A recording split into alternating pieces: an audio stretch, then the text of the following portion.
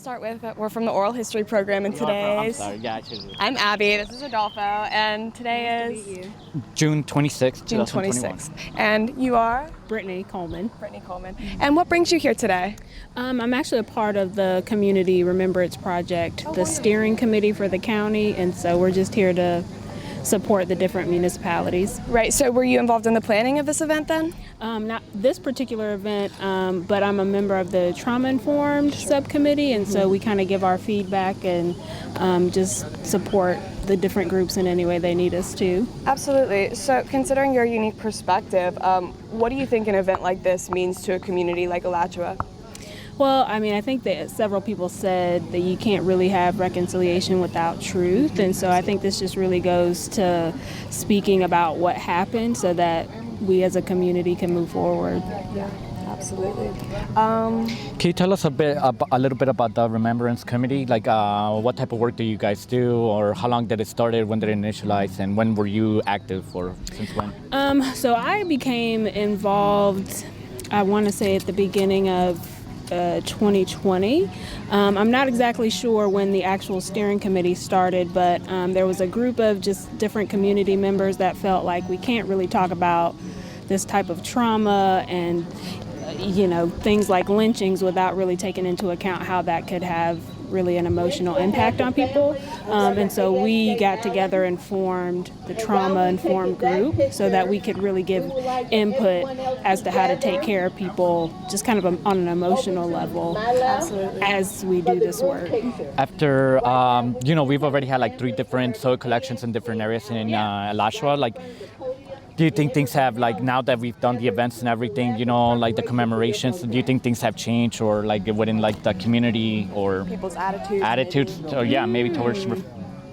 That's a good question. I mean, I do think it starts with like the leadership, and I'm really glad to see that our like county leadership and like our sheriffs out here, because I really do think it can start there and trickle down to folks. And I mean, I really would like to see what they're going to do next in terms of the reconciliation piece. I think that's when you're really going to see the community get involved. Right. So I was going to ask, since your job is sort of to give reflections or feedback on events like this, what do you think, how do you follow up something like this? Because it doesn't end here, right? Yeah, absolutely. I mean, I think this is just the beginning, and so you really want to pull in the people who've lived here for generations, the young people, to say, what is it that you're facing and how is it that we can move towards equity in Alachua County. In this case, in Alachua and Newnansville.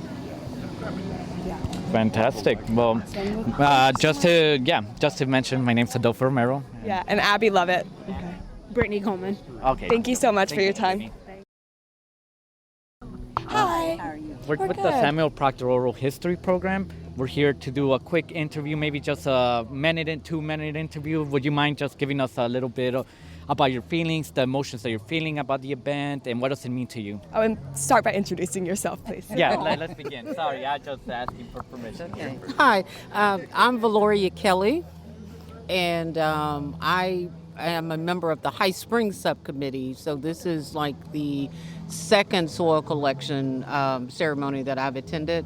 Like the first one, I found it to be very emotional and just very reflective, and it just, we can't forget, we have to recognize so that this doesn't happen again, so. I'm Gloria Kelley, Washington. I'm from the High Springs area also, but I live now in Alachua, last 60 years. So, and I have not had much interaction with any of these programs. Okay, so this would be your first soil collection or event of this type. Yes, it is, but So considering that, how has it affected you? What kind of emotions have you been experiencing, and what do you think the importance of events like this is? I think it's well for us all to remember that unless we continue to interact with these kinds of programs, and we could fall right back Thank you. in the same, not the very same situation, but a kind of. It takes new forms, it seems, yeah. Do you think events like this are helping the community to move forward? I think it is. This is the healing that we need to do to admit, to move forward, to reconcile the differences and I think educationally is the other thing. education. The schools, we need to have more information presented to the students. Because I didn't hear any of this kind of stuff when I was in school. I was going to say, as a kid, did you had any knowledge about what happened None in the of it. county? And Nothing I've like that at all? gone through elementary, even through the university. Really? I graduated from the University of Florida. And you didn't. Of course not. I'm like, of course not. I was in nursing, so I didn't hear any kind of okay, yeah. history. That And makes as far as I hate to interrupt, Oh, but yeah. no, everybody. Okay, All right. okay, all right, all right. it's been really All right. Well, good. Yes, it's so And wonderful. I will be more involved in the High Springs. That's who I've always really Yes, been and I with think the High these kinds of Springs events are area. going to continue happening. They've got to. Yep. You were just saying, so you're related to the Reverend Allen, or you're Oh, related to each other? We're related to each The other. High Springs area. Okay, all right. Well, I just wanted, since we didn't get a chance to close out, did y'all have any final reflections or anything that you wanted to make for the next generation, for the next kids coming in, like how are they going to know this information? What can they do? How can we provoke? I think that's the $1 million question. doing What do everything. we do to get that next generation interested and excited? And I was so excited to hear from the young lady on Alachua's youth council. That was beautiful. Yeah, indeed. And so it's just, I guess, continuing to tell the story and let them know how it relates to them. And I think just marking and commemorating so that people are aware, even if it's just, in the corner of their vision, I suppose, that there's a constant reminder that these things occurred and that they're properly memorialized. So, and I think really that's the importance of the collection ceremonies and certainly that marker, because long after we're gone, that marker's there and it will help tell that story. To anyone. Exactly. Exactly. And getting younger people involved. I keep saying that because I know. I know. I'm not that Grandkids, are they involved? Grandkids, or do they get Do you have young involved? family members that are maybe involved in this? Or the... We have a young cousin who's involved, and I was really happy to see her. Yeah, so she's like that 30-something generation. So hopefully, What have you done? Millennials. yeah. And you may know her. Her name is Charity. Do you know Charity? Okay, so I don't know her personally, but I have heard of it. What's her last name? Kelly. Yep. Yep, there Wow, she so is. Oh my gosh, that's Yeah. so funny. So- Yes, I heard that she was very, very, very involved, and then she got a full-time job. So here she is. That's so funny. I was just singing your praises. I was just telling her that you're our cousin. We were talking about Yeah, this family is Miss Charity involvement. Kelley just walked up. History program. I'm sure you're familiar, but we recorded. Of course. Yes. Charity, I haven't seen you in years. Right? Fantastic. Welcome. That's what I was telling Charity, them too, that she's we our really cousin. didn't- Oh yeah. All right. Fantastic. That's so wonderful. How are y'all? We're Good. A little. I feel like I'm steaming right now. Yeah. You right? The humidity. But get used to it. That's going to be the next 2 or 3 months. So. Yeah. Great. Yeah. But it's been nice. It's been good Did you to have see any you, reflections girl. about We the just event ran you maybe into wanted to share with us since we're already recording? It was nice to see all the research that I helped collect, come to fruition. Charity did amazing work. I've heard your name like a million times in the last 2 days, and now I've seen what you've done on your face. Yes. We lost a treasure when we lost Charity as Bob, so I'll tell you that. Yeah. She's a treasure. She worked hard. Yes. The Vice Mayor Brown, Shirley Brown, was telling me all about you yesterday. Yeah, she loves you. We're excited to hear. I'm excited. I haven't seen you since ever. I'm like, oh my gosh, that's I've been hiding awesome. up under a rock. I'm not even gonna lie. How are you? Like, I mean, I've been teaching at the prison, so it's. I know you've been. How's that going? I remember you were telling me. What kind of things do you teach? History? Well, I teach. Well, I've integrated history into what I teach, but I teach adult basic education and GED courses. I also teach creative writing, and also I'm over the art program. So Wow. I've You're been- just running the whole thing. I've been, they let me do what I do. So Is it a women's prison or I men's? work at a men's prison. So I work at New River. Quick question. Do you teach like the history, a little bit about what we've done as Bob? Like, they don't know unless you teach. So Well, I'm not, I integrated. You So yeah. what I did was I used some of SPOP's transcripts and oral history, and then I make lesson plans from it. So for like ESOL students, I have them use some of those lesson plans and like pick out words that they know and that they could say. So like long A sounds, long E sounds, short E sounds, stuff like that. So they're reading. Plus it keeps them interested as well. Yes, that is so interesting. It's I love it. really We gotta talk. We gotta talk about this lesson plan. We're doing a lot of that, so I'm interested. We have been. So. Fantastic. Yeah, so it keeps them engaged. So yeah. All right, we're gonna go run around and try. All right. Okay, so this is the Sam Proctor Oral History Program. We are at A.L. Melbourne Middle School. And today is June 26, 2021. Yes, and we're here with Dorothy. Is it Doby? Dorothy Doby and her cousin Philoron Wright. So what brings you here today? You have a connection to the event? My great uncle was A.S.J. Allen. Did you travel to get here today, or are you from the area? Here, I'm from Alachua. With ASJ, I guess not personally knew him, but what did you hear about him as a kid? Do you actually knew him? I didn't know him. My grandmother's sister was married to him. I've heard stories. Alonzo actually did a video on the incident that took place that was responsible for his killing. That's always been in the family that we've heard that story. When did you first start hearing about this? When was the first time it was brought up to you? When I was probably about 12, because we were a close-knit family and all we had was each other, so we would tell stories and the history of different things. That wasn't a fun story, but it was true. And it just shows what a man he was to stand up for himself during those times. Did you hear about any other stories that we don't know that maybe you might want to share, like something about Reverend Allen, I don't know, like something that we don't know, like from his own personal... Well, his daughter was standing next to him when he was murdered, and she was a great aunt who I spent many days at her house. We would get off the school bus and stop at her house first. And she's a very classy lady, and she didn't talk about it, but we heard about it from other family members. I can imagine she wouldn't, being right there with her dad when that happened. Yeah. So you heard about this as a young person, as a very young person. How did it influence your perspective coming up from being, 12 years old and hearing this? Well, one of the things that our family always made true to us is that you don't let hatred run your life. You acknowledge the truth, but you become bigger than what your history is. So with that being said, I'm curious about how you heard about this event, and are you also from Alachua, or did you come in? I'm here from Gainesville, and I've known Dot for many, many years. There are two lineages in the family, and I represent one side, and she represents another side, but I think it came from the same seed way back.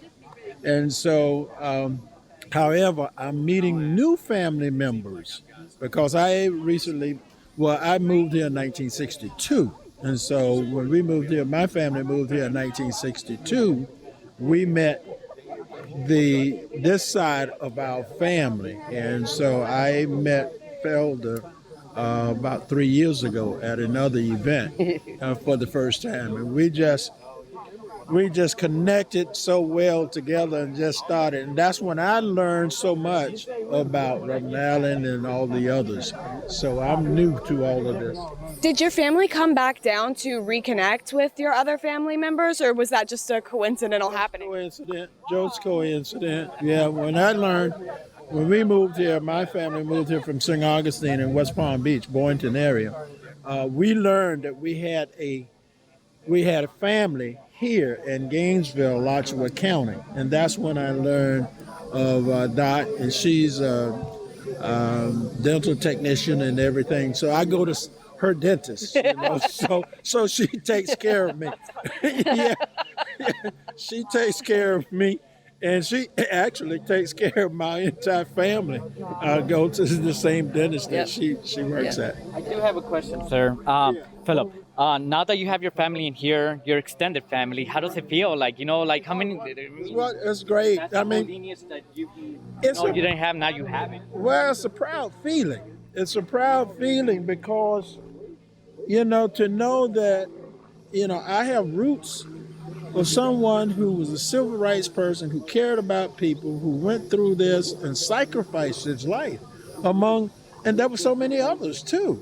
I mean, he wasn't the only one, but we're highlighting him today. This day is his special day among the other 7. But certainly there was a sacrifice in what he did as a civil rights person and leader, in the community, minister. And Is there a reflection or story that you would like to share with us, maybe to commemorate the occasion, to kind of remember that occasion? Well, I've taken pictures of all of my cousins and everybody and the event, documented, everything. So this is very special. And it should be special for not only our family, but the community. What's the message that you would send out to the next generation, to the kids, younger generation that don't necessarily know the history, but learn your history. Where to begin? Learn your history. Learn the people that you are connected to, and be aware of and educate yourself about what has happened in the past, so things like the lynchings won't happen again. So that's the message. Yeah. Fantastic. Thank y'all so much for your time. Yeah, I'm Abby Lovett. I'm Adolfo Romero. And we're with the Oral History Program. And today is June 26, 2021. And we are joined by... I'm Patricia Lee, and I'm a member of the committee. Yes. Are you the Remembrance Committee? Yes. So what was your involvement in planning this event? I led the soil collection ceremony committee of our Alachua, Newnansville subcommittee of the Alachua County Community Remembrance Project. Yes. You're part of the original, from the first, second, Alachua, the one that happened, right? Exactly. Did you go into the Newberry one or no? To the Newberry soil collection? I did not make it to that one. Okay. That's when I began, so I see where you're coming from. Yes. I'm like, yes, love it. Exactly. It was wonderful. I went to the Gainesville one. That was it. We were in, yeah. So what got you involved in this sort of work? Was it just a personal interest? Do you have a connection, or? A personal interest.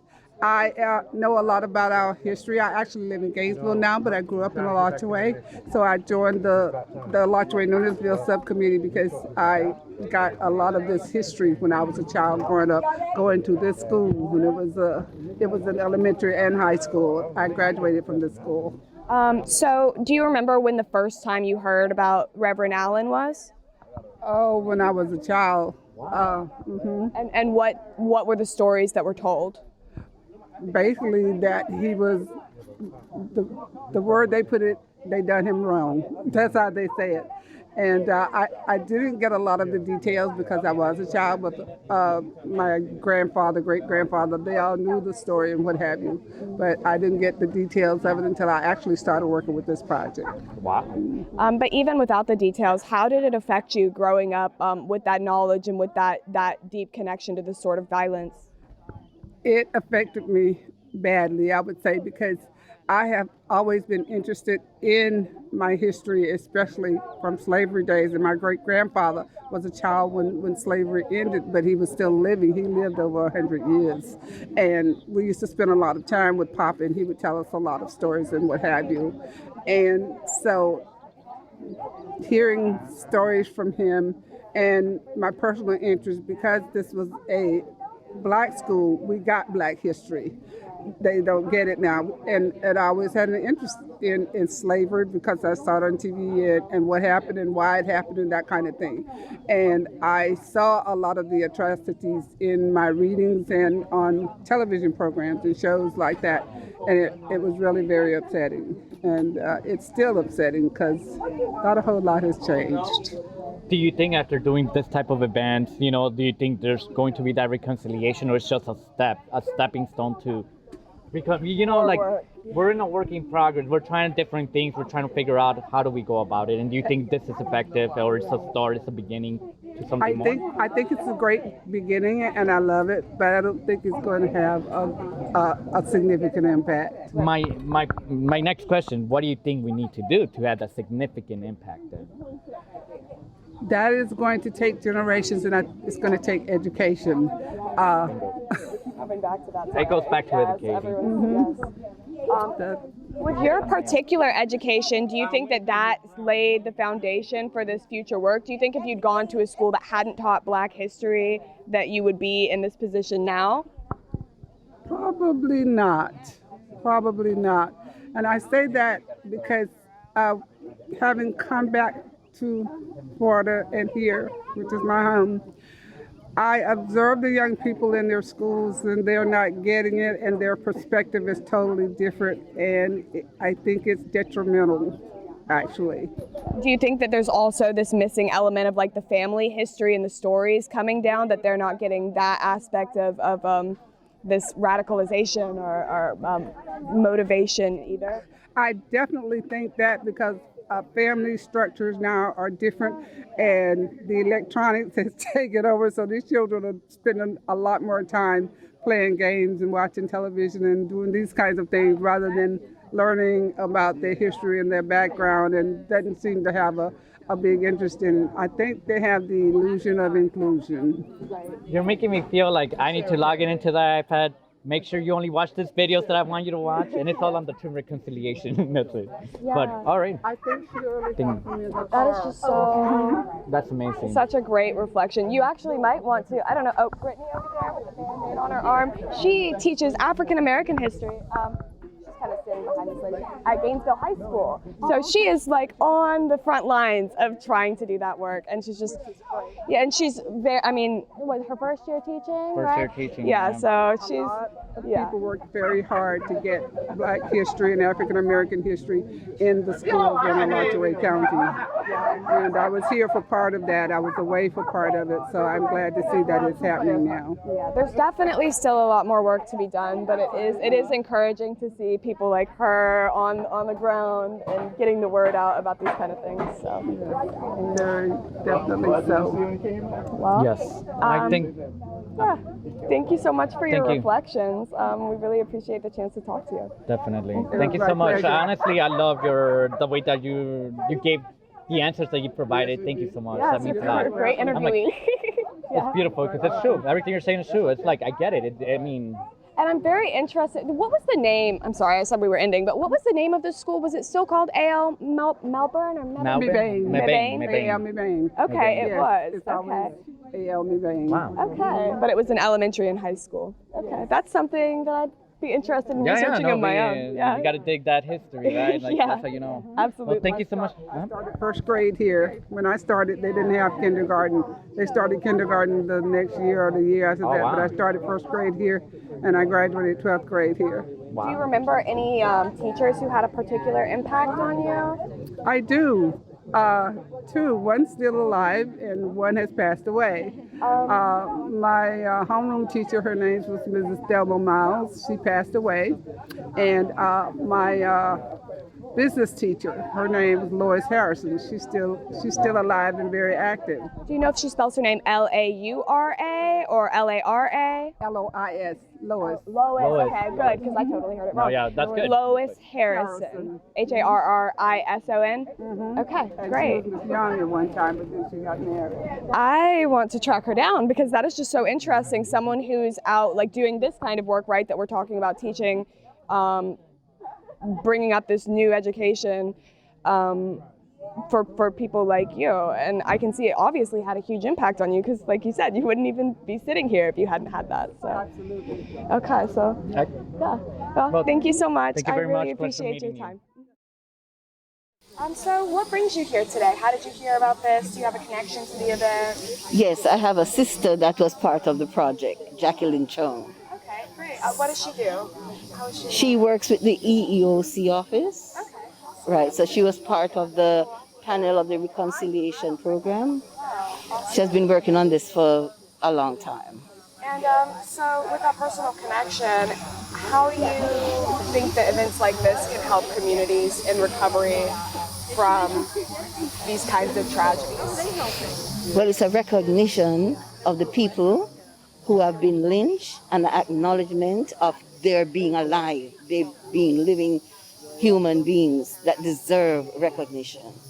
So it's part of our history, and we need to record that history and be a part of the history, or else we'll repeat it again. Awesome. And what was your name? Donna Nelson. Donna, before we conclude, for you, have you been a Gainesvillian all your life, or? No, I'm actually from Jamaica. I noticed the accent. I was going to say, yes. And I lived here over 20 odd years. Wow. So through her, I have learned a lot of of what went on here, and it really, really opened my eyes to a lot of things. How does it make you feel now that you know the history? Like, I mean, you weren't aware about it, but now that you know, that you've learned throughout the years. It's very sad. It's very sad. And I kudos to those who put this together. And it's been a lot of research, and a lot of progress has been made. I mean, yes, I really feel connected to the event. Thank you so much Thank for your you. reflections. I really Thank you.